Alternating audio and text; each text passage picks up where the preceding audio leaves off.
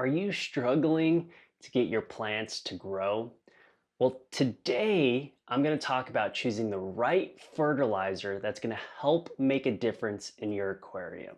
We're going to go through and break down the difference between liquid fertilizer and root tabs and the pros and cons of both of them. The importance of nutrients or supplemental nutrients into your aquascape is hyper important because what our inhabitants in there may not be providing the optimal nutrients in there for the plants that we've decided to add in our scape. So today, let's break down liquid fertilizer and root tabs. And what you'll gain out of this video is which ones to use for the correct types of plants that you've gone through and scaped in your aquarium. So what do plants need? Now, plants need a wide variety of nutrients. They need potassium, they need phosphorus, they need magnesium, they need iron. There's a lot of macronutrients that your plants need to flourish. Now, liquid fertilizers are optimal for feeding plants that do not have a large root system.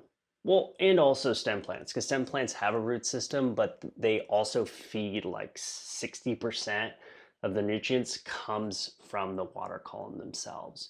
So let's break this down. What are plants that actually truly need supplemental water column nutrients that you can help flourish with liquid fertilizers?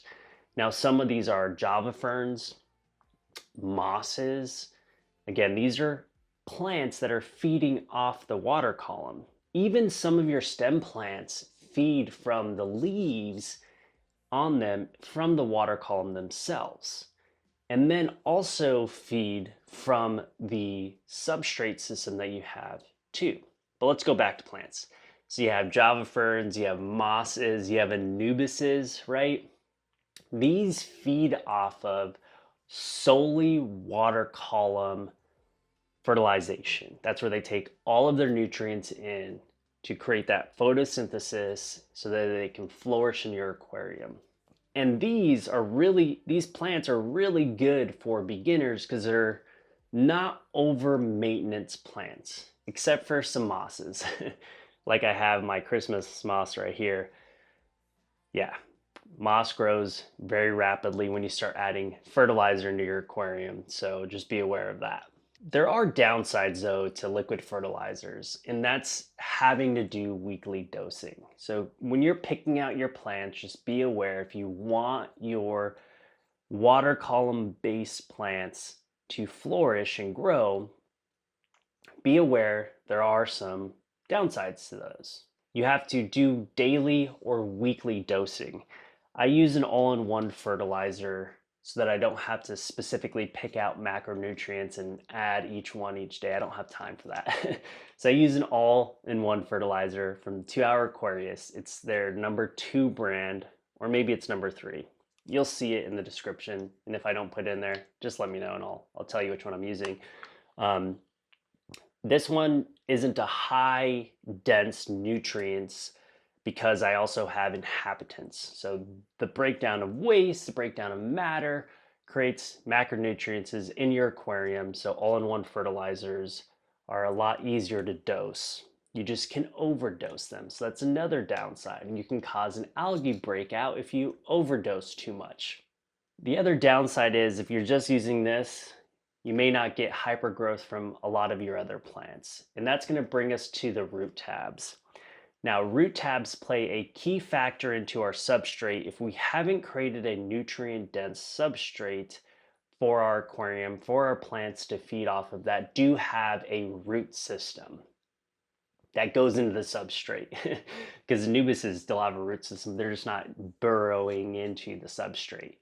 So that's where root tabs really come into play. If you haven't created a nutrient-dense substrate that is going to be a longevity, long-driven, just a long era of time to feed nutrients into your stem plants, then you're going to have to replace that nutrients or add that nutrients in with root tabs, right? So root tabs are best for feeding rooted plants. Now these rooted plants can range from Amazon swords, they can be crypts, They can even also be stem plants, but I would say crypts about 80% of their nutrients uptake doesn't come from the leaves in the water column, it comes from their root systems themselves. Something like my Rotala Super Reds, right?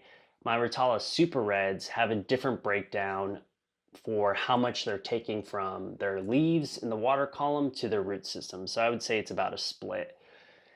Now, with that, root tabs do have some downsides, right? If you're using root tabs and you don't have a long running substrate of nutrients, those are going to go and decay over time and not provide a consistent uptake of nutrients from the substrate. So you need to replace with root tabs. Now, there are a couple different root tab lines in the market, and everything I'm recommending today has worked for me. So take it with that. I do prefer the root tabs from 2-Hour Aquarius. It's their APTJ. The reason why I prefer these ones versus something like you've seen on the market from, let's just say, API. There's some other brands on the market as well from like Seachem. But the reason why I prefer these ones is they come with the gel capsule.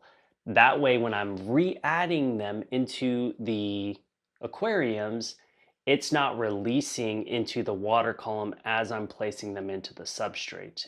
API root tabs don't have a casing around them. So when you're placing them, they're great to start out with. So don't get me wrong. They are great nutrient-driven root tabs. All of them are that I've used. The Seachem ones, the API.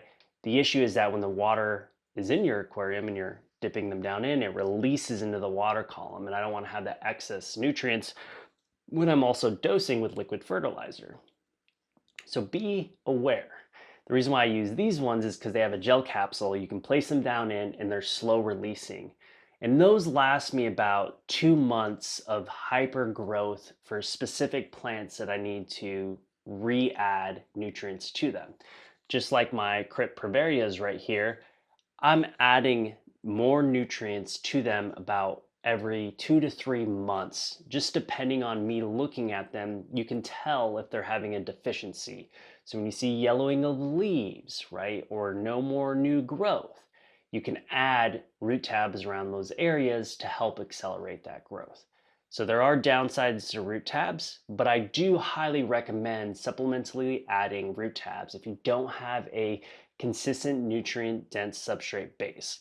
So if you're running your aquariums for more than 6 months, like I am, this one has been almost around for a year, it had a great nutrient substrate to start out. And then I had to re-add them later on. Also, if you're starting an aquarium, liquid fertilizer is what you're going to need to start that plant growth, because there are no new roots that are going down in the substrate for all of those ones that do get planted in the substrate. They're going to take a lot of their nutrients uptake when they're first starting to grow and then growing their roots into the substrate from the water column. So it is important when you're starting an aquarium to add nutrients. Now, there's a key part here. If you're new, do not overdo it. You want to probably do half to start what the recommended dose is for a new aquarium, so you're not having an algae breakout and you're having to try to compete plant growth with algae growth. So if you found this video helpful, please take this moment to like and subscribe. And if you haven't yet, set those notifications and let me know in the comments. What fertilizers do you use, and let everyone else know that's listening in for your scapes as well. But until next time, I'll see you all on the next video.